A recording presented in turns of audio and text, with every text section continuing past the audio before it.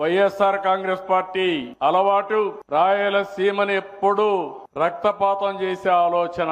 మనం రాయలసీమని నీళ్లు తీసుకొచ్చి ఒక రతనాల సీమగా చేసే ఆలోచనతో మనం ముందుకు పోతున్నాం. ఈ ప్రాజెక్టు గురించి బ్రాడ్ గా మీకు అందరికి కూడా ఒక ఆలోచన ఉండాలి. హంద్రీ నీవా ఫేజ్ 1 గాని ఫేజ్ 2 గాని రెండు కలిపి 6 లక్షల ఎకరాలకు సాగునీరు వస్తుంది. 33 లక్షల మందికి తాగునీరు వస్తుంది. పరిశ్రమలకు నీళ్లు వస్తాయి. ఈ రోజు ఫేజ్ 1 కింద 2 లక్షల ఎకరాలకు, ఫేజ్ 2 కింద 4 లక్షల ఎకరాలకు నీరు అందుతుంది. ఇంకో పక్క కర్నూలులో కృష్ణగిరి, పత్తికొండ, అనంతపూర్ లో జీడిపల్లి రిజర్వాయర్ ఇవన్నీ కూడా నీళ్లు నింపాం.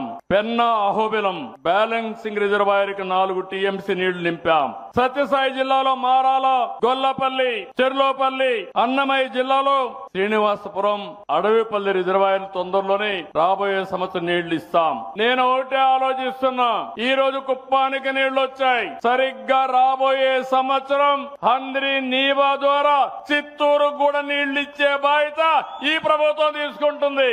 ఇప్పటి నుంచే దానికి కార్యాచరణ ప్రణాళిక తయారు చేశాం. మన ప్రయత్నం ఒకటి, హంద్రీ నీవా ద్వారా 40 టీఎంసీ నీళ్లు, దీన్ని ఇంకా పెంచగలిగితే, నదుల అనుసంధానం జరిగితే, ఈ రోజు మీకు ఒక విషయం గుర్తుపెట్టుకోవాల్సిన అవసరం ఉంది. ఈ సంవత్సరం పై రాష్ట్రాల్లో వర్షాలు బాగా పడ్డాయి. మనకింకా కూడా కొద్దిగా వర్షపాతం తక్కువే ఉంది. కానీ పైన వర్షాలు పడ్డాయి కాబట్టి ఆ నీళ్లు వచ్చాయి.